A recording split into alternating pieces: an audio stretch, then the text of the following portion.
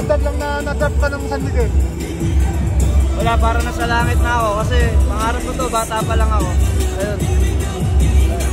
Kasi nga, 76 overall pick, para bang nung unang hindi mo naririnig yung pangalan mo, medyo kinakabahan ka na ba na baka hindi ka ma-draft tonight?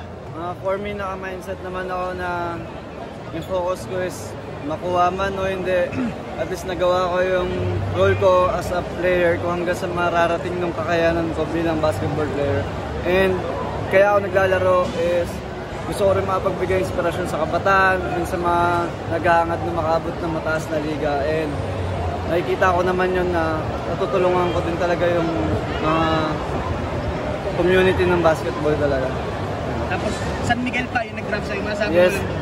Ako hindi ko expect na kukunin ako ng, mapipik ako ng San Miguel.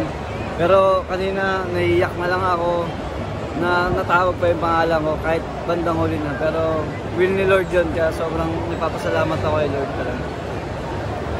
Terence, sasama mo. Terence.